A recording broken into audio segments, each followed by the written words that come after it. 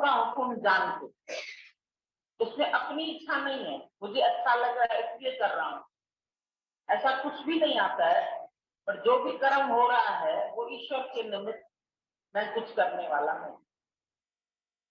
सहज कर्म होते हैं, ब्रह्मज्ञानी का सहज स्वभाव, उसमें न अड़ियलपन है, नहीं करूंगा, नहीं जिद है, नहीं अहंकार है, नहीं हट है। कईयों को कर्म करने में भी हट होता है, कईयों को जिद होता है, कईयों को अहंकार होता है, कईयों को कीर्ति पाने की इच्छा होती है। मैंने बहुत अच्छा किया, लोगों का मेरे प्रति क्या ओपिनियन है, लोग मुझे क्या समझते हैं। चाहे ज्ञान की राह पर भी जो लोग बढ़ते हैं, फिर भी अंदर में किसी कोने में एक चाह बनी रहती है कि मैं जो सबके साथ इतना अच्छा चल रहा हूं, तो लोग मेरे को अच्छा समझ रहे हैं या नहीं समझ रहे। ये भी इच्छा होती है अंदर से, गुप्त सूक्ष्म इच्छाएं भी बहुत होती है। तो ज्ञान तो टोटली अपने को जांचने का है। भगवान ने कहीं भी झूठ नहीं कहा, वो तुम्हारी स्थिति के हिसाब से, जैसे अर्जुन को युद्ध के मैदान में लड़ाई लड़नी थी, तो वो हट कर रहा था कि मैं नहीं लड़ूंगा। उस वक्त भगवान को क्या कहना है, तू नहीं भी करेगा तो तेरा क्षत्रिय स्वभाव तेरे से कर्म करा। उस वक्त उसको स्वभाव की बात याद दिला, तू नहीं भी करेगा तो भी तेरा स्वभाव कर्म करने में न करने में दोनों में हट नहीं होगा। और जिस वक्त तू क्षत्रिय है, जब तेरे ऊपर देश की रक्षा का भार है, उस वक्त तुम बोल दो अहिंसा परमो धर्म, मैं हिंसा ही नहीं करूंगा, मैं हट जाता हूं युद्ध से, मैं नहीं युद्ध करूंगा। अरे नहीं करनी थी तो मैदान में ही क्यों आए? पहली बार तो मैदान में आए, दूसरी बार तुमने भगवान को हुक्म दे दिया मेरा रथ दोनों सेनाओं के बीच में ले चलो। फिर तीसरी बार इसकी नजर गई अपने वालों के ऊपर कि क्या करना है मेरे को। वैसे तो युद्ध करने में कई पहले युद्ध किए, तब तो मैं ये उसमें मोह में आया न डरा, उसने कुछ नहीं किया, मोह में भी नहीं गिरा। तो अब क्यों कहता नहीं करूंगा? तो भगवान ने उसको जान लिया, ये इस वक्त जो कर्म की मनाही कर रहा है वो इसके अंदर अपने वालों का मोह आ। जब तुम सत्संग करते हो, तुम्हारे सामने केस आते हैं, कई तरह के केस आते हैं। कोई बीमार आता है, कोई किसी के पति की मृत्यु हो गई है, कभी किसी का बेटा जवान चला गया है, कभी किसी का बेटा बिगड़ गया है, गलत संगत में पड़ गया है, कभी किसी से लव मैरिज कर रहा है, लड़की अच्छी नहीं है, तो उसको तो हम सुना के आएंगे क्या? अरे हो ना हो अच्छी, उसका नसीब, तू क्यों बीच में बोलता है? और जब तेरे घर में ये होती है, नहीं मैं नहीं कर सकता, वो लड़की बिल्कुल कैरेक्टर की नहीं, वो ऐसी है, वो लड़का ऐसा है, वो एक उसकी टीका टिप्पणी, उसकी जांच पड़ताल सब शुरू कर देते। और उसको नहीं कहते हो कि जांच पड़ताल शुरू करो पहले। जब तेरे ऊपर बात आती है तो तू ज्ञान को बदल दो, तब श्रद्धा भी टूटती है। अगर गुरु कह देगा बीच में ना, अरे करने दो, छोड़ो उसको, आपको क्या मालूम, आप नहीं जानते, ऐसे ऐसे तो मोह होता है ना। यूं थोड़ी ना कहीं गटर में फेंक देंगे लड़की को, देखते तो करेंगे। तो फिर लड़की की ममता आई या लड़के की ममता आई, मोह आया, उसमें विक्षेपता आई, उसमें दुख आया, उसमें आंसू भी बहने लगा। उसमें कहोगे जा गुरु तुमको भी छोड़ दे, अगर तुम इस बीच में पड़ गए मेरे तो तुमको भी छोड़ देना, छोड़ दो भैया।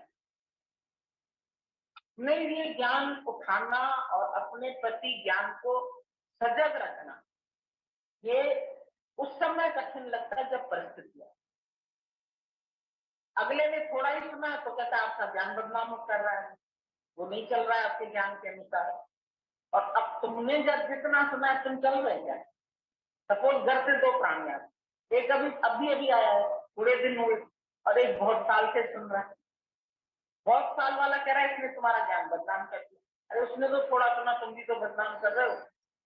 जब तुम ईश्वर की रजा में नहीं राजी गए हो तो फिर तुम कौन सा हमारा कहना मान ही रहे हो? अपनी ही तो चल रहा है इंसान, अपनी ही चला रहा है। जब तक अपनी चल रही है, जब तक अपनी चला रहे हो, जब तक तुम्हारे अनुसार सब लोग चल रहे, तब तक तुम बहुत खुश हो। तब तक तुम समझते हो तुम ब्रह्मज्ञानी हो गए। मैं तो रजा में राजी हूं, मेरे को तो जो ईश्वर कराता है। अब ईश्वर तो कभी परिस्थिति टेढ़ी भी भेजता है, कभी सीधी भी भेजता है, तुम्हारे कर्म के अनुसार। ये भी हिसाब किताब है। तुम लाख देख दाख के कोशिश करो और फिर अगला तब भी खराब निकल जाए। मान लो कोई लड़का या कोई लड़की अपने लिए वर चुनता है, आजकल का जमाना स्वयंवर, तो अगर वो चुनता है तो तुमको बहुत बुरा लगता है, ये ऐसा कर देगी, ये छोड़ देगी, ये ऐसा हो जाएगा, ये लड़का अच्छा नहीं है, इसका कैरेक्टर अच्छा नहीं है, ये लड़का हमारे पैसे के ऊपर मर रहा है। पैसे पे तो सभी मर रहे हैं, लेकिन अपने आप को भी धनवान सोच लिया तुमने, उसको गरीब सोच लिया, उसकी टीका टिप्पणी करने लगे, उसको बुरा भला कहने लगे। अच्छा, जिससे तुम करवाओगे तुम उसको कितना जानते? तुम भी तो शक्ल सूरत पैसा नौकरी देख करके तो कराओगे, क्या देख के अपनी लड़की दोगे? तुम भी तो यही सब देखोगे, उसके अंदर से तो नहीं घूम के आओगे कि उसके अंदर में कौन सा छल है या कपट है या कैसी निकलेगी, किसी को नहीं मालूम। अगर ये सब मालूम होते तो इतने डाइवोर्स केस ना होते, इतने दुनिया के झगड़े ना होते। भाई हम अरेंज मैरिज कराना, अरेंज में तुम ढूंढोगे और इसमें उसने ढूंढ लिया, लड़के ने या लड़की ने, तो तुम अरेंज में खुश होते और न अरेंज में दुखी होते। तो इससे इसका मतलब क्या है? ममता का जब तुम्हारा रोग बाहर आ जाता है तो तुम बिल्कुल चिड़चिड़े हो जाते, तब तुमको सब कुछ भूल जाता है। ऐसे ही अर्जुन को ममता का रोग आ गया, अब वो दलीलें दे रहा है, मैं खून से रंगे हुए हाथों से क्यों राज करूं। अर्जुन के अंदर मोह प्रकट हुआ। अब तुम्हारे अंदर जब मोह प्रकट होता है तो तुम खुद नहीं देख पाते, तुम सोचते हो मैं इसमें अगले की भलाई सोचता हूं, मैं उसका जीवन बनाना चाहता।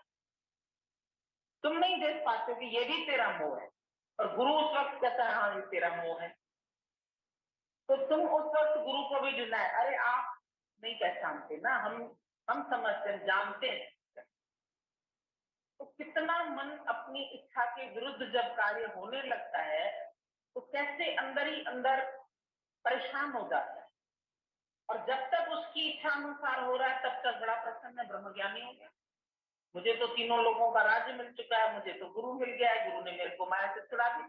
छूटे कहाँ? जब रो रहे हो चिल्ला रहे हो तो कहाँ छूटे?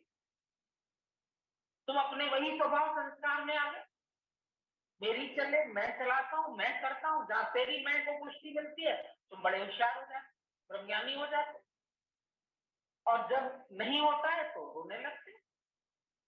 तो ये तो स्वभाव ही हुआ ना, तुमको रुलाता है।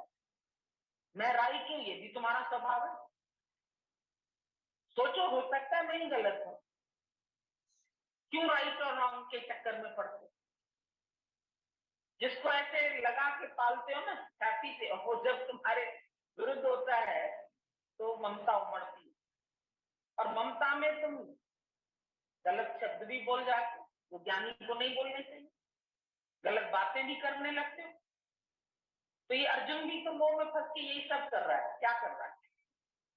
वो भी बड़ा है, मैं नहीं मारूंगा, भीषण पितामह है, द्रोणाचार्य है, मेरे भाई हैं कौरव, मैं कैसे मार दूं इनको, मैं हत्या नहीं करना चाहता। भगवान ने बोला ये तो तुम्हारा जो काम है धर्म युद्ध है, नहीं तो अधर्म का राज हो जाएगा।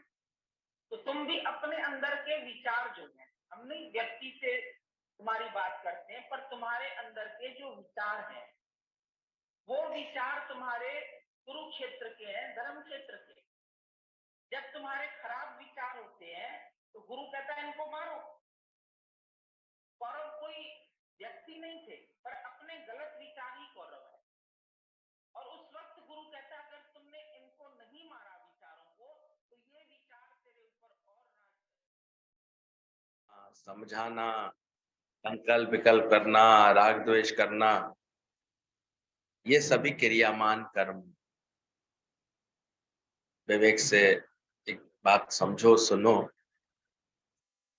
कैसे जिन कर्मों को हम दुनिया में बड़ा अच्छा कर्म समझते थे और करने के साथ से ही हमारे अंदर अहंकार बढ़ता जाता है, उन सब कर्मों के लिए गुरु कैसे सावधान कर रहे हैं। दान पुण्य, बात करना, किसी को बात इधर उधर ट्रांसफर करना, बातें बनाना, सलाह देना, ये भी क्रियामान कर्म है। बिना मांगे सलाह देना तो बहुत अधिक कर्म है ये। और ऐसे ही बस खामा का सलाह बांटते रहना, ये भी नहीं होता ज्ञानी के पास। सलाह देना, समझाना, संकल्प विकल्प आते रहना, राग द्वेष फिर के भाव आ जाना, ये सभी क्रियामान कर्म है। बिल्कुल मौन हो जाओ, एक अक्षर भी बोलना क्रियामान कर्म है। सोचो गीता भगवान कितना अच्छा अभ्यास कराना चाहते हैं। तुम्हें अंदर से कुछ भी बोलने का, कुछ समझाने का, कुछ बताने का, कुछ करने का भाव ना उठे, ऐसे अंदर से तुम मौन आ जाए। द्वैत देखेंगे तभी तो कर्म बनेंगे। तेरा सो मेरा, मेरा सो तेरा, मेरा सब कुछ गुरु का है और गुरु का सब कुछ मेरा है, ये सौदा करना चाहिए। कल भी लास्ट में बताया था कैसे उस राजा ने जब गुरु से सौदा किया तब उसको बात पूरी तरह समझ में आई। हम भी देखें, गुरु से हमने सौदा किया है, आ तो रहे हैं, महीनों से आ रहे हैं, सालों से आ रहे हैं, पर अभी तक सौदा किया है पक्का। और सौदा यही है कि जो मेरा सो तेरा, फिर जो तेरा सो मेरा। मतलब गुरु के ज्ञान को अपना बनाने का इतना शौक, और जहां जहां भी अज्ञान में जो भी मेरा मेरा भाव डाल के बैठे थे, उसको तेरा तेरा कहने का शौक। परमात्मा का है, परमात्मा गुरु का है। गुरु जाने मतलब उसकी सारी चिंता हट जाए, केवल एकमात्र भाव रह जाए कि ज्ञान कैसे मुझे मिल रहा है, जो गुरु की समझ है वो मेरी समझ हो रही है कि नहीं। तो तेरा सो मेरा, मेरा सो तेरा, गुरु का सब कुछ मेरा है, ये सौदा करना चाहिए।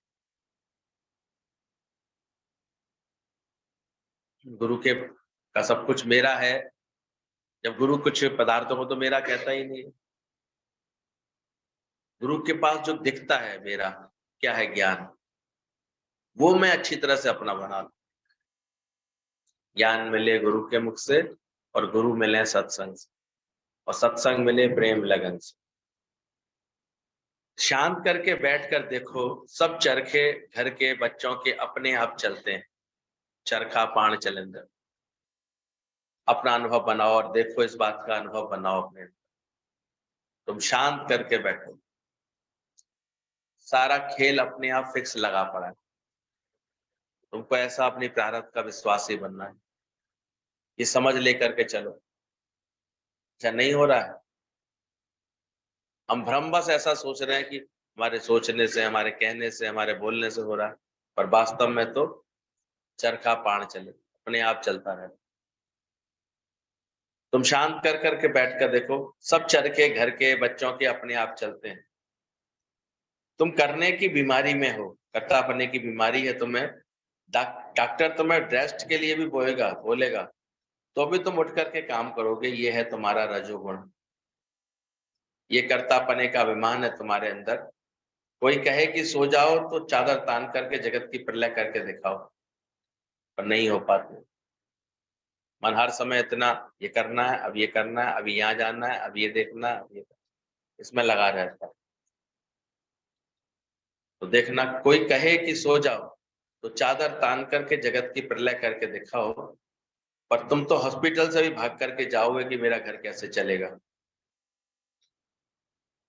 ज्ञानवान की स्थिति को समझो, वो कर्म करते हुए भी और कर्म से छूटते हुए भी, दोनों में समता योग में रहता, उसे कोई फर्क नहीं पड़ता। अभी इसको बोलो ये कर्म करना है, शांति से करना शुरू कर दे। अभी थोड़ी देर बाद उसको बोलो अरे मत करो ये काम, शांति छोड़ दे।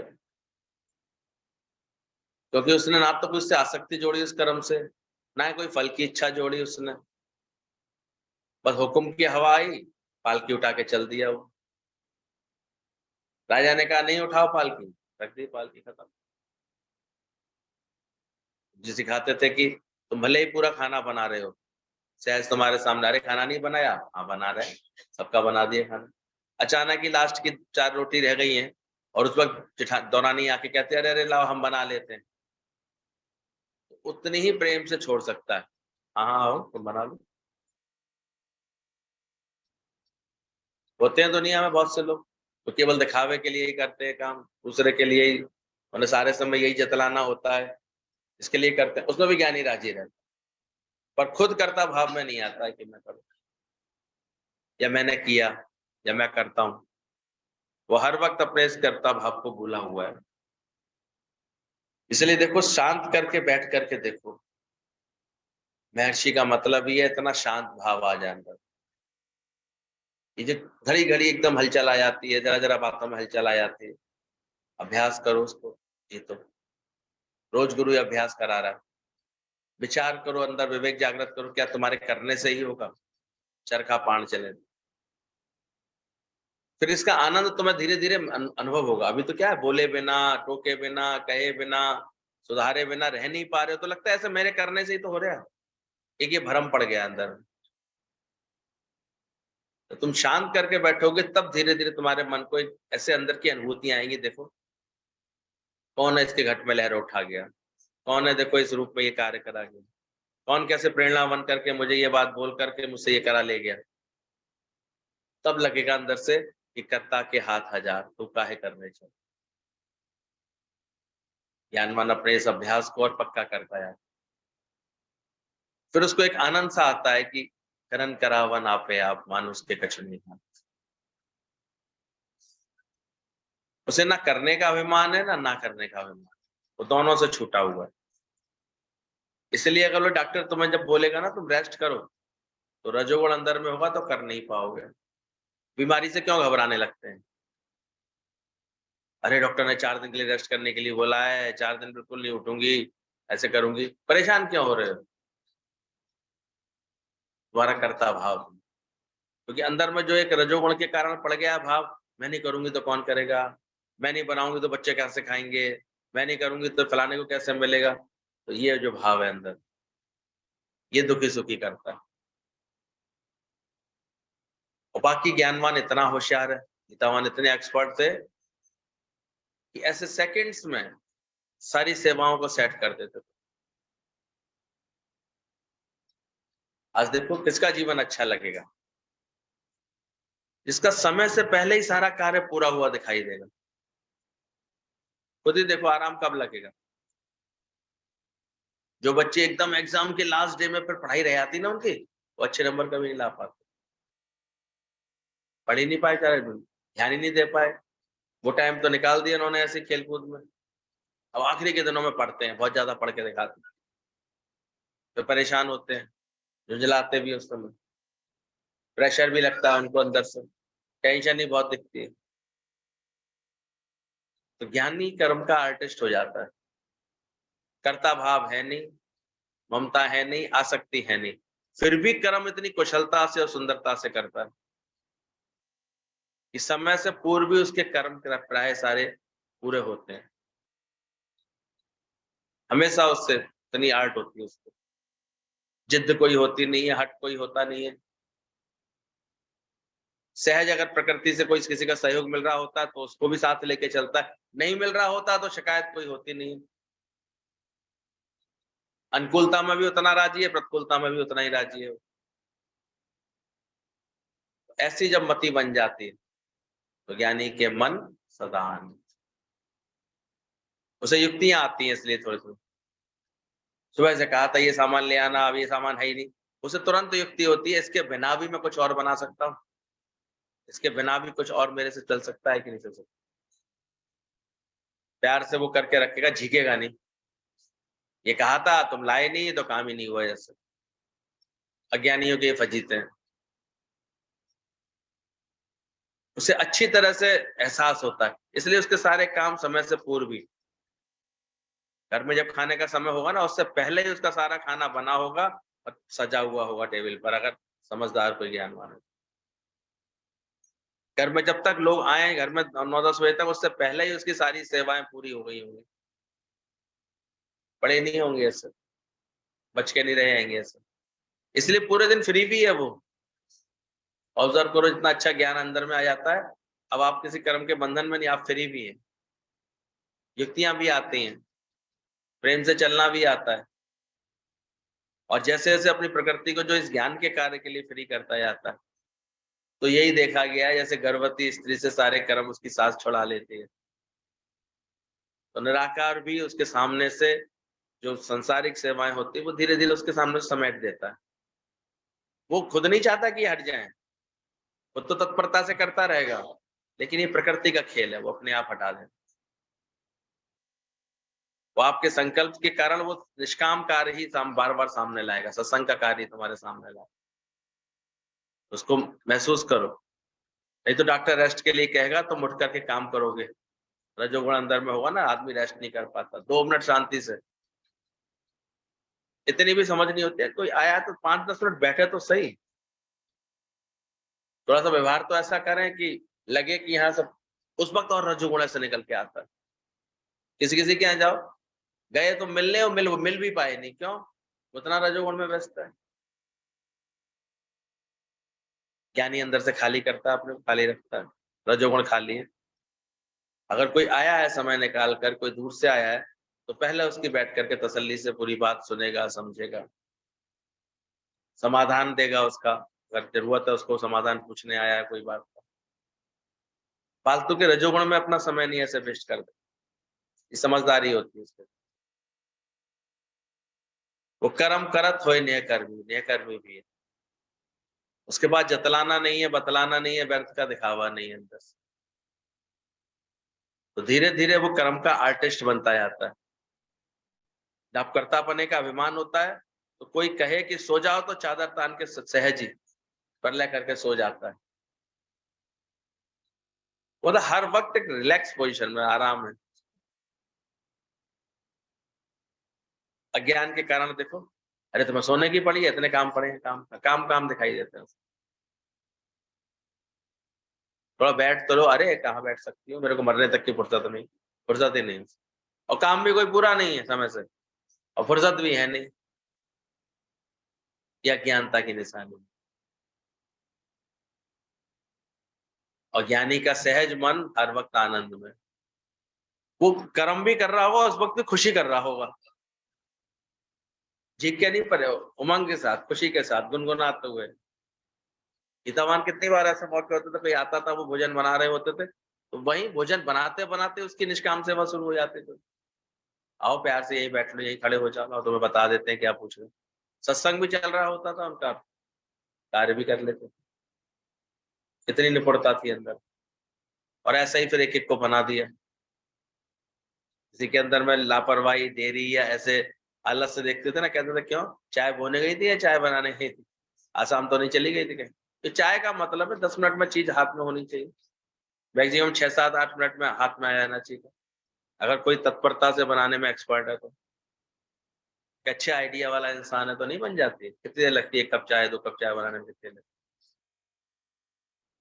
पर इतनी एकाग्रता नहीं होती है, चित्त भाग रहा होता है लोगों का, इस काम में कभी इस काम में कभी इस काम में, तो वो उनकी एकाग्रता से काम नहीं होता,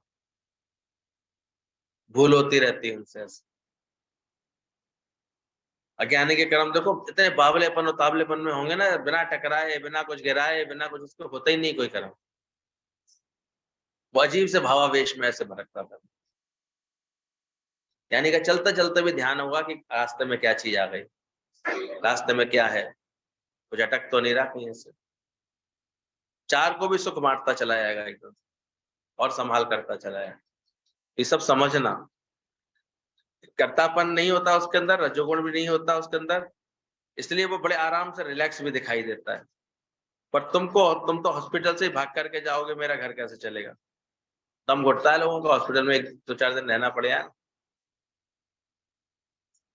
वहां से भागने का मन करेगा। एक माई बैठी बैठी हॉस्पिटल में बच्चों की चोटियां बना रही थी, उतना वो कर्म उसे याद आ रहा था, बैठी बैठी वो चोटियां से पूछ रही थी।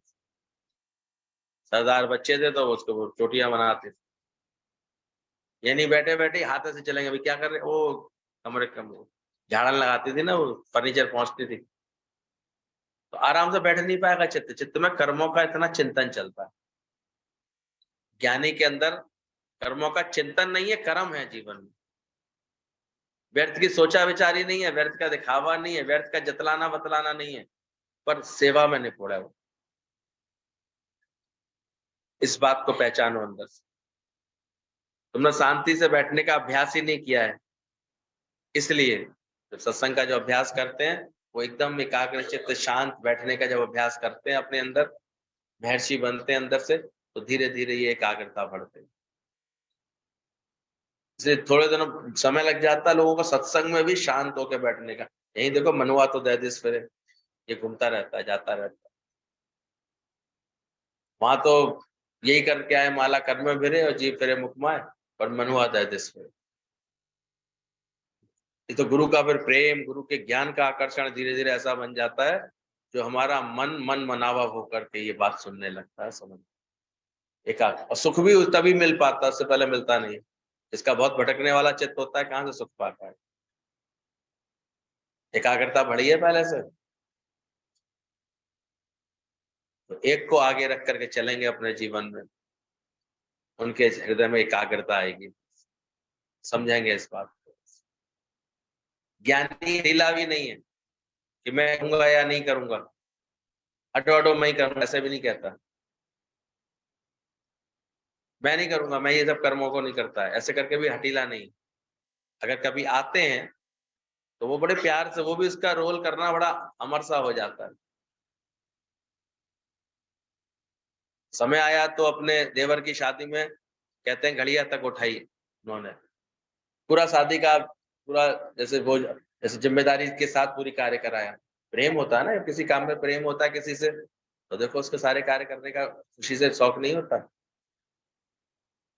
कभी देखा करो कोई बहुत प्रेम वाला होता है रिश्तेदारों में या दोस्तों में सहेलियों में, तो आपके घर में कुछ होता है तो पूरी तरह से आपके साथ लग नहीं आता है वो, तो उसे प्रेम है आपसे। अब वो आपको जो है, अरे चिंता मत कर, मैं हूं ना, मैं करवाता हूँ, तो तुम शांति से बैठ, मैं देख लेता हूँ इस काम को, क्योंकि उसे प्रेम है तुमसे, दोस्ती है उसकी तुम्हारे अंदर से। तो ज्ञानवान भी ऐसे प्रेम वाला है अंदर से, वो युक्तियों से सेकंड्स में सारे काम को संभाल भी लेता है, और कर्ता भाव भी नहीं अंदर, उसके अंदर हट भी नहीं है कि नहीं करूंगा। अज्ञानी को तो गलती से कह दो ना, अरे नहीं नहीं तो छोड़ो तुम, ठीक है फिर तुम ही कर लेना। हठीला है बेचारा, क्या करे, जटीला है, वो ज्ञान की बात नहीं समझ रहा अभी तक। करेगा तो कर्ता भाव आएगा, और नहीं करेगा तो नहीं करने के अहंकार में आएगा वो, मैं नहीं करता ये सब। दोनों बातों में अहंकार है, मैं करूंगा मैं नहीं करूंगा। पर ब्रह्मज्ञानी सहज स्वभाव में रहता है। या तो ब्रह्मज्ञानी बनो या अज्ञानी, बीच में लटक करके मत मरो। ये बीच वालों की दशा बड़ी दुर्दशा है। एक बार को अज्ञानी भले, पर बनो तो ब्रह्मज्ञानी बनो, जिसमें किसी तरह का कोई अहंकार नहीं रहता। आत्मा सुनकर फिर जाकर के व्यवहार किया या सत्कर्म किया, मैं तू की, तो तुम आत्मा से तुम फात्मा हो जाओगे, निश्चय नहीं होगा तुम। और यही कारण है सालों साल सुनने के बाद भी प्रकृति में बदलाव नहीं दिखाई देता। इतने दिन हो गए, तुम्हारी प्रकृति में, तुम्हारे भावों में बदलाव क्यों नहीं दिखता? उस बदलाव का एक सुंदर असर जो तुम्हारे आसपास रहने वाले लोगों पर दिखना चाहिए ज्ञान का, वो क्यों नहीं बनता? घर वाले तुम्हारे ज्ञान की कदर क्यों नहीं कर पाते? घर वाले तुम्हारे ज्ञान को लेकर के आनंद में क्यों नहीं आ पाते? इसके कारण यही होते हैं कि हम कभी रजोगुण में दिखाई देते हैं, कभी तमोगुण में दिखाई देते हैं, कभी व्यर्थ के सतोगुण में दिखाई देते हैं, पर पूरे ब्रह्म ज्ञान की सही स्थिति नहीं बनाते अपने। तो आत्मा सुनकर के फिर जाकर के व्यवहार किया या सत्कर्म किया, मैं तू की। घरों में देखो क्या करते रहते, बता दे रही हूँ बस, आज ही करूंगी, रोज नहीं करूंगी मैं। आमा का डायलॉग बाजी, आमा का बोलना रहता है लोगों का। मैंने तो अपनी जिम्मेदारी पूरी कर दी, क्या तू मैं ऐसी कर रहे हो बेकार में बैठ करके? क्यों ये शब्द बोलते हैं? ज्ञानी के पास शानदार मौन है।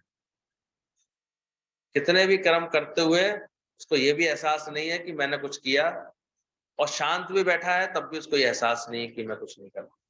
ये भी अहंकार नहीं है कि मैं नहीं कर, उसको कर्म का भान ही नहीं है अंदर। कभी गुरु के दर पर उसके सामने बहुत सेवा आ जाती है, वो भी सब संभाल लेता है बड़े आराम से, छूटा हुआ भी अंदर से। तो अब व्यवहार किया तुमने, आके सत्कर्म किया, मैं तू की, तो आत्मा से तुम फात्मा हो जाओगे। इसलिए यहाँ बैठ के बन जाती है आत्मा भाई, घर पहुंचते ही बन जाती है आत्मा भाई। ध्यान रखना है इस बात का, फात्मा भाई तो नहीं बन गए ऐसे। गीता यह नहीं सिखाती कि ऐसा करो ऐसा नहीं करो, पर आत्मा समझो, फिर व्यवहार इस शरीर से चाहे जैसे करो। लाइट थोड़ी कम कर दो, केवल बिजली जलने, ये रहने दो, बाकी सब बंद कर दो, ये सही है गलती है, सब बहुत परेशानी।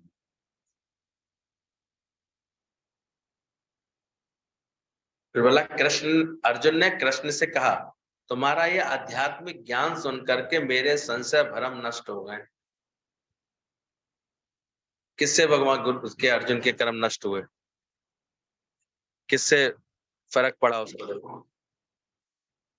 अर्जुन ने कृष्ण से कहा, तुम्हारा ये आध्यात्मिक ज्ञान सुन करके मेरे संशय भ्रम नाश हो गए। और किसी चीज से नहीं कहा उन्होंने, बोला इस ज्ञान से मेरे कर्म नाश हो गए, मेरे संशय भ्रम नाश हो गए। ना कर्म से ना भक्ति से, पर ज्ञान से मैं निष्ठा में हूं। इससे साबित होता है अर्जुन को ज्ञान से मुक्ति मिली, ना कि कर्म से, धर्म से, भक्ति से। अर्जुन ने जो मुक्ति को पाया वो इसी सच से पाया, ज्ञान से पाया। ज्ञान की निष्ठा जब जो कर लेता है वही मुक्त होता है। मैं किसी कर्म से, मैं किसी धर्म से, मैं किसी जप से, तप से, ध्यान समाधि, इन सब से मैं नहीं मिलता हूं, भगवान ने कहा। पर ज्ञान से युक्त पुरुष मुझे सहज पा लेता, क्योंकि ज्ञान ही है वो अपने अहंकार को मिटा देता है और हर समय मुझ में जीता है, उसकी मैं मिट जाती है बस। तो अर्जुन ने ज्ञान से मुक्ति मिली, ना कि कर्म, धर्म और भक्ति से। गीता ये नहीं सिखाती कि ऐसा करो ऐसा ना करो, आत्मा समझो, फिर जैसी प्रारब्ध हो, जैसे शरीर चलाए परमात्मा, ज्ञानी उसी में राजी रहता है। अब रामकृष्ण परमहंस कहने के तो इतने ब्रह्मनिष्ठी अवतार, और जब शरीर पर ये कष्ट आया जब अंत में, तो क्या कोई शिकायत की इन्होंने, कोई परेशानी दिखाई किसी को ऐसे? वो भी लीला बन गई उनके जीवन की अच्छी खासी। कैसे देखो, इतने कैंसर में अभी बड़े आराम से वो जो है, आराम से बिस्तर पर लेटना पड़ा तो लेटे रहे, शांत रहे। शिष्यों ने भी कहा, अरे आप भगवान की मैया से कुछ मांग लो। नहीं, तुम सबके रूप में मैं ही तो खा रहा हूं, तुम सबके रूप में स्वस्थ भी तो मैं ही घूम रहा हूं। ये समझ कब आती है? ये ज्ञान से आती है। एक ज्ञानवान होता है, उसे कदाचित कोई बदलाव की आवश्यकता कहीं लगती नहीं है। जैसी प्रारब्ध बनाई भगवान ने, जहां रखा है, असंतुष्ट नहीं है, वहीं खुश है। हम तो वहां मन नहीं लगता, वहां मन चलता है, वहां ऐसा मन क्या चलता है तुमसे, व्यवहार अच्छे से तुम खुद नहीं करते हो, इसलिए तुम्हारे से लोग अच्छा नहीं करते। ज्ञान की पूरी रमज आई नहीं है तुमको, दिल जीतना आया नहीं है अभी अंदर से। इतना तो सीखे हो कि हाँ बात, अब हम जो है परेशान नहीं होते, ठीक है, जिसको जैसे करना हम फ्री कर देते हैं, छूट देते हैं, लेकिन अभी खुशी से छूट ही नहीं देते हम, अंदर इधर पड़पड़ाता रहता है। देखो ऐसी हो गई है, मानते नहीं है बात, अपने हिसाब से चलते हैं, तो खुशी से कहा तुमने छूट दिया, तो अंदर अंदर वाला तुम्हारा मन क्या घुटेगा नहीं, फिर उसमें चलेगा नहीं। और जब इधर अंदर में अशांति है तो बाहर क्या दिखाई देगा तुम? अशांति शांति दिखाई देगी। ज्ञानी सहज राजी है, सहज सुख राशि है उसके पास रस। वो बड़े आसानी से सबके साथ फिट है, सबके साथ नायलॉन का मोजा ऐसे फिट है ना हर एक के साथ। उसे कहीं रहा लो, कहीं पर रख दे भगवान, कैसे भी रख दे, उसे बड़ी आराम है, बड़ी शांति। वो सत्संग में, पूरे सत्संग के योग के साथ बैठ सकता है आराम से, सेवा आ जाए तो सेवा योग में बैठ सकता है पूरी तरह से। कोई और कर्म उसके जीवन में आया तो उस कर्म योग में बैठ सकता है अच्छे से। बाकी सारे समय गुरु भक्ति का योग होता है उसके जीवन में। गुरु की क्या आज्ञा है, गुरु मेरे लिए क्या सोच रहा है, गुरु ने कोई आज्ञा दी है तो उसको पूरा करेगा, गुरु ने जो निष्काम जीवन बनाने की प्रेरणा दी है उसमें लगा रहेगा। उसका चित्त ऐसा बन जाता है अंदर से, उसको लगता ही नहीं है। बोला ना, उनको क्या कहते हैं, संदीपन गुरु के लिए बताते हैं कि वो अपनी गुरु की आज्ञा में इतने सहज तत्पर रहते थे कि जब उनकी भक्ति को गुरु ने देखा कि इतनी अच्छी भक्ति है इनकी, ये हर कर्ता भाव से, हर भाव से अपने को जीतता जा रहा है, ऊपर उठाता जा रहा है, ये सहज रहता है हर बात में। तो एक दिन गुरु ने बड़ी अजीब सी आज्ञा दी उसको।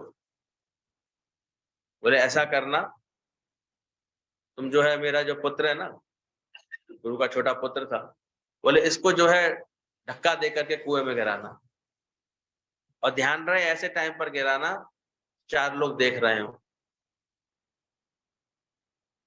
और ये भी ध्यान रहे, कोई कुछ कहे, कभी कुछ जैसे कोई बात बढ़े, कोई तुम्हारी अगर कोई पिटाई विटाई भी करे तो ये मत कह देना गुरु जी ने कही थी।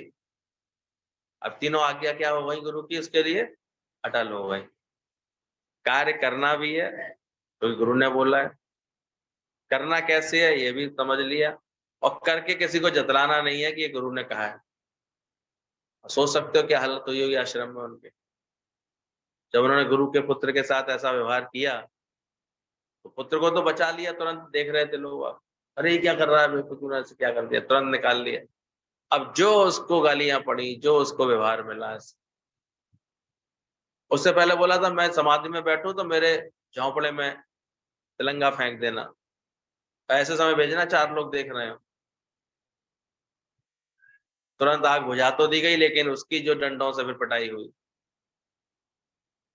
और यहाँ तक कि गुरु के पास भी इतनी बातें आई बन बन कर, ये कैसा है, ये तुम्हारा, इसका इतना दिमाग खराब है, ये ऐसा शिष्य, ऐसा शिष्य। आखिर गुरु ने भी उसको बाहर निकाल दिया, निकलो निकालो उसको आश्रम से बाहर। ये सब उसकी गुरु भक्ति।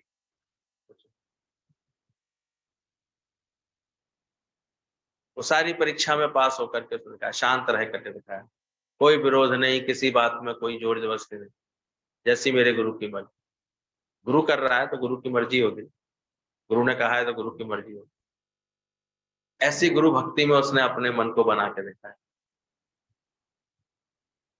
कहते हैं जब गुरु का अंतिम समय आया, गुरु कोई भी उसको आश्रम में घुसने नहीं देता था, लेकिन वो अपनी भक्ति में दरवाजे के बाहर बड़ी तत्परता से रहता था और कोशिश करता था कि खिड़की रास्ते से, नाली के रास्ते से कोई गुरु के शब्द आ जाएं, उसी में ही कृतार्थ हो जाता था। कभी सत्संग होता था तो नाली से कान लगा के बैठ जाता था, जितना मिल जाता था उसी में ही तृप्त करता था, कोई जिद नहीं करता था। लेकिन जब उसने देखा हलचल हो रही है, सब लोग आश्रम में गुरु के पास मिलने आ रहे हैं, ये बात चर्चा कर रहे हैं कि गुरु के स्वास्थ्य, गुरु अब जो समाधि लेने ही वाले हैं, अब तो गुरु जी समाधि लेने ही वाले हैं, तो वो फिर ढक करके अपना चेहरा ऐसे आ गया, लाइन में लग गया पंक्ति में। कुछ शिष्यों ने पहचान लिया, अरे तू फिर आ गया, फिर गुरु को सताने आ गया, ऐसे करने आ गया। फिर उसको उल्टा सीधा बहुत बोलने लगे। उस क्षण गुरु ने कहा इसको इधर आने दो। तब गुरु ने सबके सामने बताया, अभी तक ये जो भी कुछ कर रहा था मेरी आज्ञा से कर रहा था, और मेरी आज्ञा में चलने का जो इसने प्रमाण दिया है ऐसा कोई शिष्य कदाचित नहीं दे सकता। तब गुरु ने अपनी कंठी उतार के उसके गले में डाली और उसको अपने हृदय से लगा करके बोले, धन्य है तूने इतना सहा, आज तूने गुरु का इतना मान बढ़ाया है, एक दिन स्वयं भगवान तेरा मान बढ़ाएंगे। कहते हैं संदीपन गुरु के पास स्वयं कृष्ण भगवान शिष्य बन करके, इसलिए उनका इतना मान हुआ। तो ये सब गुरु परंपरा, गुरु शिष्य परंपरा के ही तो सारे सुंदर उदाहरण है सारे जीवन में। कोई अपने गुरु के आगे कितना मिटा हुआ है। कुछ लोग तो बड़ी जल्दी आ जाते हैं, अरे गुरु, अब गुरु के पीछे कब तक भागना, निराकार में वो हमारे साथ ही तो है। ठीक है, तेरे साथ है भाई, साकार भी तो कुछ होता है। साकार है सामने, लेकिन नहीं उसको पहचान, नहीं उसकी श्रद्धा रख पाएंगे। एक अपने ही एक नशे में, अपने ही एक अहंकार के उसमें आते चलते रहते हैं, नहीं समझते बात। जबकि जीवन तो उनके ही बने हैं, भले गुरु अदृश्य भी हो गया, फिर भी उनको साकार सा समझ करके उनकी भक्ति में रहते हैं। उनके जीवन बनते हुए देखे, उनके जीवन से फिर एक अलग ही प्यार बहता दिखता है। कहाँ गया गुरु? सदा वसत हम साथ, तो हमारे संग रहता है। तो सबके आगे चरण धूल तेरे जन की होगा। वो सात संगत की भी गुरु का रूप समझ करके सेवा करता रहता है, गुरु को ही प्रकट करता रहता है। वो एक पल के लिए भी गुरु की स्तुति नहीं भूलती उसके अंदर से। ऐसे भी मन होते हैं, नहीं तो फिर हम तो देखते हैं आजकल तो हम अगर सही भक्ति कोई नहीं करता तो फिर 50 ही है। जाकर के देखो कितने, कभी कहीं मन जाएगा, कभी कहीं मन जाएगा, कभी किसी में मन जाएगा। बाकी तो जो प्रारब्ध है वो खेल घटती रहेगी, उसके साथ में वो चलता रहे। पर एक जगह कोई अपना पूरी तरह से अपना समर्पण कर दे, मन के भाव ऐसे ठीक रख दे, मिटा दे अपनी हस्ती को, सच्ची मस्ती फिर उसी को चढ़ती है। बोले गीता ये नहीं सिखाती कि ऐसा करो ऐसा ना करो, और वो कहती आत्मा समझो, फिर प्रारब्ध जैसे भी शरीर की हो वैसे चलाए। चाहे राया जनक जैसी हो, चाहे सुखदेव मुनि जैसी हो प्रारब्ध शरीर की, चाहे इसकी प्रारब्ध रामकृष्ण परमहंस जैसी हो, चाहे जैसी ही प्रारब्ध, सबने अलग अलग दिखाया ना। तो ऐसे ज्ञानी सबके साथ है, सबके साथ रहता है। वो जो प्रारब्ध है उसमें उसमें राजी है। कोई जरूरी नहीं है कि उसके पास कोई बहुत ज्यादा राजाई सुख भी हो, राजा जनक की तरह बने। वो 2 लंगोटी में भी उतना ही तृप्त है, उतना ही आनंद में है जितना पूरी राजाई में भी। उसे राजाई से भी छोड़ के भागने की कहीं जरूरत नहीं है, और 2 लंगोटी में भी उसे कोई दिक्कत नहीं है। ये बीच वालों की गति बहुत खराब है, या तो ब्रह्मज्ञानी या निरे अज्ञानी बन जाओ तो अच्छा। इसलिए गुरु कहता है ठीक से ब्रह्मज्ञानी, ब्रह्मज्ञानी के मन सदा आनंद, वो अपनी हर बात में राजी है, हर जगह राजी है। जहां प्रारब्ध है, जैसी प्रारब्ध जैसे रहता है। अब भिस्ती था, नाली की सफाई करता था, फिर भी तो ब्रह्मज्ञानी था, संतुष्ट था। आखिर नारद ने आकर को उसका शिष्य बनना पड़ा, प्रकट किया। तो कभी भी ज्ञान का ऐसे नहीं, ज्ञान का मतलब फिर ऐसा होना चाहिए, इनको ऐसा होना चाहिए, ऐसा कुछ नहीं। वो कैसा भी हो सकता है, पर निष्ठा से वो मुक्त है। बोला वो कराहते हुए बाथरूम में छटपटाते हुए भी शरीर छोड़े भले ही, पर फिर भी वो निष्ठा से क्या होगा, अपने निश्चय से मुक्त होगा, अगर वो ज्ञानवान हो। शरीर का योग है, कैसे भी जा सकता है, कैसा भी खेल बन सकता है इसके साथ, कैसे ही बात आके बन सकती है। कोई भी योग आ जाए, शरीर का कैसा भी हिसाब किताब निकल के आ सकता है। देखते हैं ज्ञानवान के ऊपर कैसी भी बात आ जाती है, कैसे जीवन में कोई घटना घट जाती है, लेकिन वो अपने निश्चय से, अपने ज्ञान की समझ से वो हर वक्त संतुष्ट है, तृप्त है। उसे कहीं कोई बदलाव की आवश्यकता नहीं। चाहे झप्पड़ उड़ भी गया, अंत का उसमें भी आनंद में था, उसमें शुक्राने गा रहा था कि वाह भगवान वाह। तो इसलिए बात देखना, आत्मा समझो, फिर प्रारब्ध जैसे जिस शरीर को चलाए वैसे चलो। सच्चा गुरु अपनी कीर्ति नहीं करवाता है, ना अखबार में नाम, ना निशान, ना मसूरी। कहाँ कहाँ से भक्त आ जाते हैं, ये निराकार का काम है। और ये देखा है हम लोगों ने, कहाँ से खिंच खिंच के गुरु के दर पर लोग पहुंच जाते। आज तक हम लोगों के पास कभी कोई चिट्ठी पत्री नहीं आई, कोई ऐसा नहीं खबर आती है कि नहीं नहीं तुम्हें आना ही आना, आना है ही नहीं। वो निराकार का काम है। ब्रह्मज्ञानी इतना निश्चिंत रहता है। इसलिए समझो, जो गुरु के इर्द गिर्द रहते हैं उनको भी बात करने से कुछ नहीं है, और कर्ता भाव में सबको टिकाना चाहता है। फिर ये करेंगे, फिर ये करेंगे, अरे गए तो फिर करने में आ गए तो गए काम। होता है, निराकार का चक्र अपने आप चलता है। वो किसी को भेजता है तो अपना कार्य खुद संभाल के बैठता है। तुम अगर भारी हो रहे हो तो उसका मतलब तुमको फिर करना नहीं आ रहा काम, ऑटोमेटिक होता है काम। तू क्यों करने चला, पर्स के सिवाय चलो बोला। पैसे से एक भी कर्म करोगे तो जन्म मरण के चक्कर में आओगे। गीतावान तो इतना पक्का कराते थे ये बात, और खुद भी कहते थे उनको 58 54 तक की पहचान नहीं होती थी, इतना माया रहित मन बन गया था ऐसे। और आज तक ये काम हमारा, कहीं ज्ञान यज्ञ के लिए तुमने कोई पैसा दिया? अभी गए वहां पर सत्संग के लिए कोई पैसा दिया कहीं? कैसे चलता है गुरु का कार्य? चलता कैसे? कौन चला रहा होता है? कैसे निराकार अपना कार्य कर रहा होता? कुछ करने की आवश्यकता ही नहीं होती।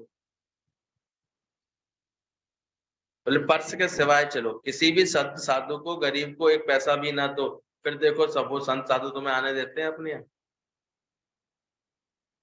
और सच्चे गुरु का दर ऐसा होता है जहाँ ऐसा कोई व्यवहार नहीं, ऐसी कोई बात नहीं होती। तो फिर उसका कार्य दिखने में आता है कैसे निराकार चला रहा होता है। गुरु जी के पास ऐसी महिमा देखते थे, जितने आ जाते थे सब जैसे अंगूठी कौलों कौलों से थकती नहीं थी कभी। उनके सबके बैठने का, सबके रहने का, सबका इंतजाम कैसे निराकार अपने आप करता रहता था, अपने आप ही। जगह मिलती चली गई, जगह बढ़ती चली गई, लोग आते चले गए, मेले लगते चले गए, उन्हें कभी इस कर्ता भाव मैंने देखा कि वो कुछ कर रहा है। वहीं के वहीं ब्रह्मज्ञानी के इर्द गिर्द सब जगह अपने आप बनती चली जाती, ऐसा देखा अंदर से। और ना भी बने, ऐसी भी कोई वो नहीं है, हट नहीं है कोई इसका। है निराकार की मर्जी तो बन रही, नहीं होगी निराकार की मर्जी तो नहीं बनेगी, इसमें क्या बात? कोई जबरदस्ती क्या? वो इन बातों से प्रभावित है, तो पहले तो ऐसा होता था, अब ऐसा नहीं। हम तो देख रहे हैं पहले कितने कितने मेले लगते थे, और अब हम देखते हैं माना दीदी ने बड़ी शांति कर रखी है। बोले गौरव बिल्कुल ही शांति कर रखी, सबको रोक देते तब तो फिर यहाँ पूरा हॉल खुल जाता। नए नए हॉल कहाँ से करें, यही हॉल है पूरा पड़ता है। तब लगता है कि करने ना करने में कैसे ज्ञान की जो समझ आ जाती है इसको, वो इससे उपराम रहता है। उसको कभी भी किसी कर्म में न करता भाव है, ना करने का भाव है। सच्चा गुरु से कोई कीर्ति नहीं करवाता किसी से, ना अखबार में, ना नाम, ना निशान, ना मसूरी, फिर भी कहाँ कहाँ से भक्त आ जाते हैं, हैरानी लगती है।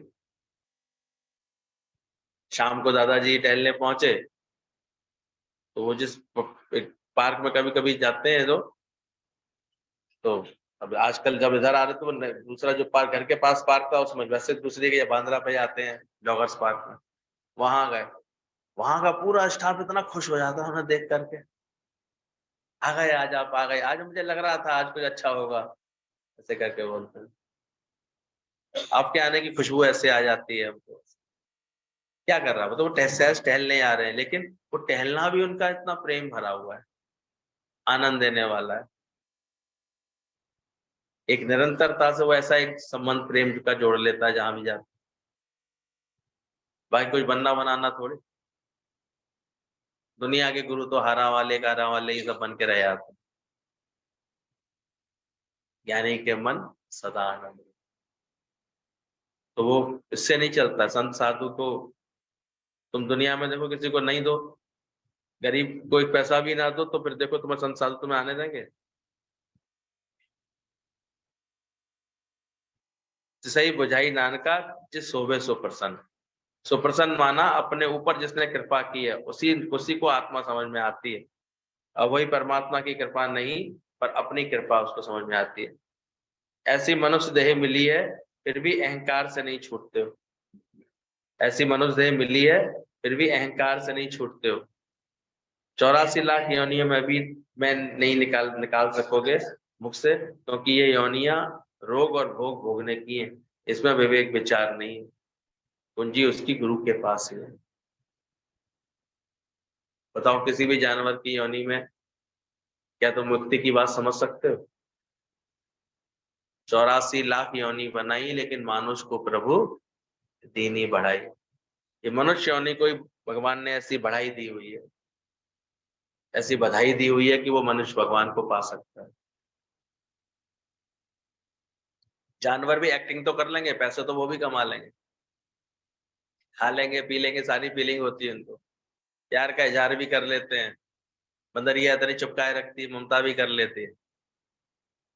जानवरों में भी इतनी जबरदस्त ममता होती है। गाय का बछड़ा भी पूरी भीड़ में अपनी माँ को पहचान लेता है। ये सब तो उनके पास भी होते हैं, लेकिन मुक्ति नहीं हो सकती। और किसी भी योनि में मुक्ति का चांस नहीं है। इसलिए सच्चा गुरु जब मिलता है तो बार बार सावधान करता है, ये मनुष्य चोला मिला है तो उसको गवा मत देना। एक बार एक मात्र ये मनुष्य चोले में ही तुमको मुक्ति हासिल हो सकती। इसको इधर उधर की बातों में, गफलत में गवा मत देना। 84 लाख योनियों में भी मैं नहीं निकाल सकोगे, क्योंकि ये योनियां रोग भोग भोगने से ही में है, इनमें विवेक विचार नहीं है। कुंजी गुरु के पास है। मनुष्य योनि में ये सिलसिला मिल सकता है, गुरु मिल सकता है, और गुरु से तुम ज्ञान समझ सकते हो, भक्ति कर सकते हो, तो अपनी मुक्ति कर सकते हो। भगवान तुम्हारी प्रारब्ध नहीं मिटा सकता। भगवान ने तो जानबूझ करके सारी प्रारब्ध की का खेल बनाया, ये कर्मों का हिसाब किताब बनाया। लेकिन अगर ज्ञान मिल जाता है तो अब तुम्हें दुख लगते हैं। गुरु सच्चा सिमरन करा दे ज्ञान का, भगवान का, तो प्रभु के सिमरन दुख ना संतापे। भगवान की सृष्टि में भी ये ताकत नहीं भगवान की में कि वो तुम्हारे को दुख सुख लगने से छुड़ा पाए, और गुरु मिल जाता है तो वो छुड़ा दे। माया बिल्कुल निकम्मी है, मिथ्या है, इसलिए माया मिथ्या को सत्य नहीं समझो, मिथ्या की चिंता नहीं करो। मिले तो खर्च करके खर्च घर मिले तो घर खर्च अच्छा चले, यह भी तुम नहीं सोचो। तुम्हारी वृत्ति केवल आत्मा में टिकनी चाहिए। ज्यादा मिले, साईं इतना तो दीजिए, जामे कुटुंब समाज, ये भी तुम नहीं सोचो। तुम अपनी वृत्ति लगाओ आत्मा में। माया का एक विचार भी नरक में डालेगा फिर तुम्हें। माया अगर काम की होती तो तुम्हारे साथ ही आती और जाती, और तुम देखो आए नंगे और जाओगे। इसलिए ये नहीं है काम की। ज्ञानी ने इसमें मन नहीं रखा है, और अभी तक दुखी, मायूस और उदास किस वजह से हो? मन कहाँ रखा है? ज्ञान में इतना मन नहीं है, सत्संग में इतना मन नहीं। गुरु जी कृपा हो जाए तो मेरी नौकरी लग जाए, गुरु जी कृपा हो जाए तो ये बात हो जाए, कभी ये बात बन जाए, कभी घर पूरा हो जाए, ऐसे हो जाए।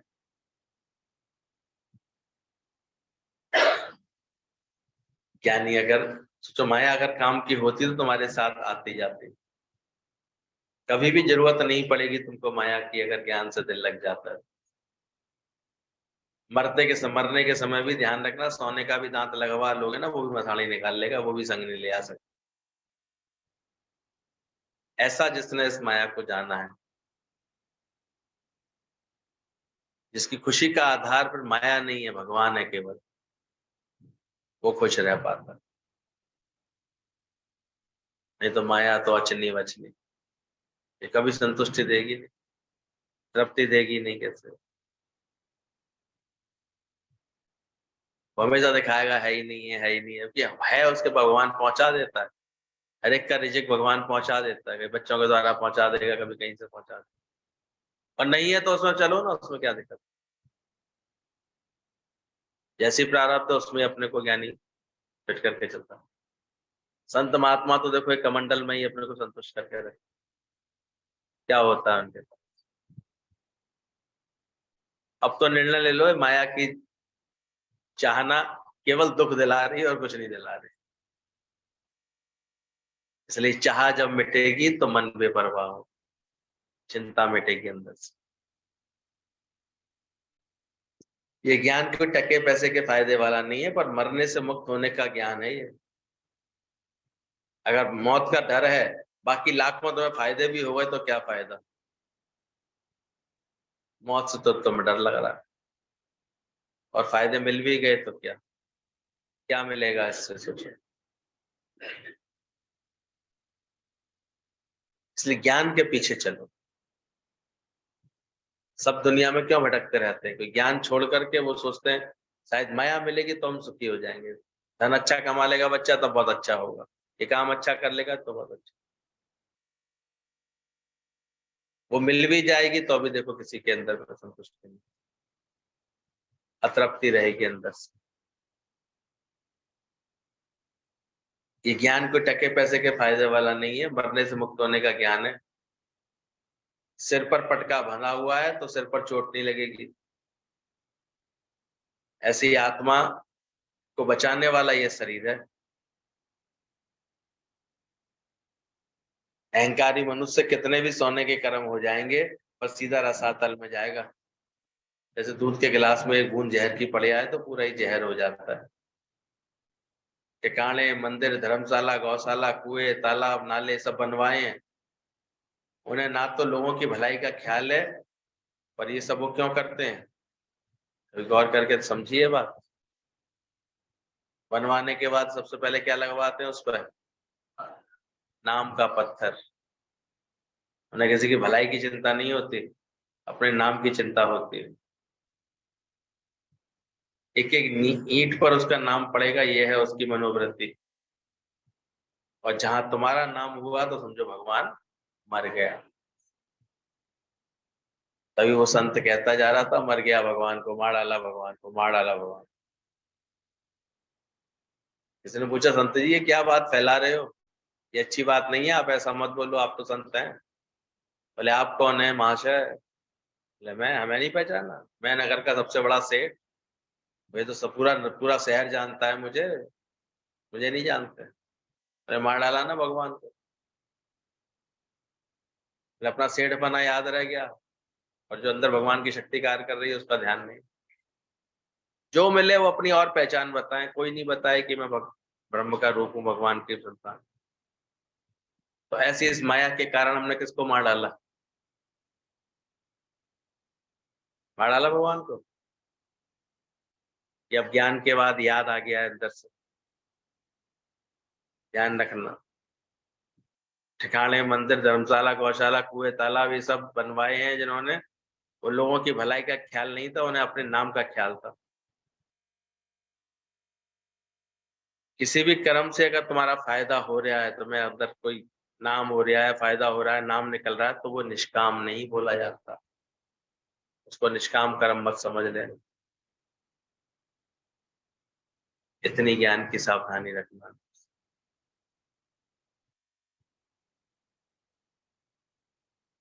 कोई भी जब तुम्हें शादी करने के लिए, बच्चा पैदा करने के लिए कहे ना, उसी समय उससे पूछना, मर्द बेटा जब मरेगा तो रोएगा कौन? कहाँ से गीतावान ज्ञान सुनाते। ठीक है तुम्हारे कहने से मैं शादी कर लेती हूँ, पर एक बात बताओ। बोले क्या? जब मर्द मरेगा तो रोएगा कौन? बोला तुम ही रोओगी, तुम्हारा मर्द है। बोले तुम रोने की गारंटी लो तो मैं शादी कर लूँ। तो पिताजी कहें कभी? कौन गारंटी लेगा? बेटे के मरने पर रोएगा कौन? दर्द मुझे होगा या तुम्हें? दर्द तुम सहोगे या मैं? विधवा मैं बनूंगी या तुम? ये सब बातें पक्की करवा कर यदि वे सब दुख दर्द अपने ऊपर ले लें तो बेशक शादी कर लेना, बच्चा पैदा कर लेना चाहो, भले मोह माया में वो अटके। फिर कोई दिक्कत नहीं। समझ में आ रही है क्या बात? से पता ही आ रही है क्या? समझ में आ रही है?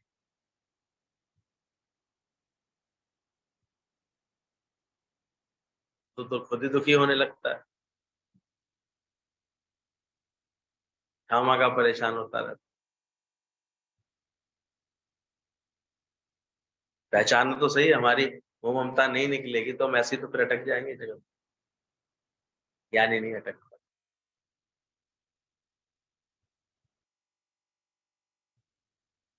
कोई भी जब तुम्हें शादी करने के लिए, बच्चा पैदा करने के लिए कहता है, उस समय उससे पूछो कि मर्द बेटा जब मरेगा तो रोएगा कौन? तुम तो नहीं रोओगे?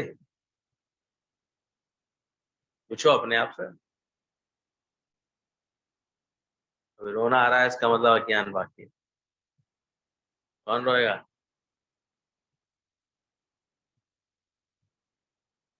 पूछ लिया करो, मैं विधवा मैं बनूंगी या तुम? तुम्हारे कहने पर कर रही हूँ शादी। नहीं मानते हैं, उनकी बात है, बहुत से लोगों के घर वाले नहीं मानते हैं। नहीं नहीं नहीं करना जरूरी है तो जरूरी, तो उनसे ये, उनको गीतावान ने युक्ति दी थी कि जाओ अपने उनसे ही ऐसे पूछना। तो उनको समझ में आएगी बात।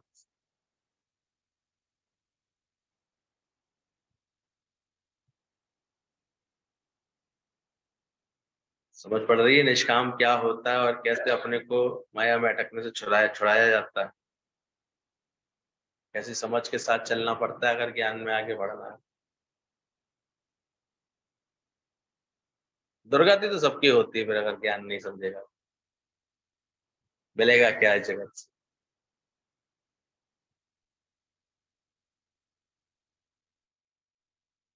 ठीक है।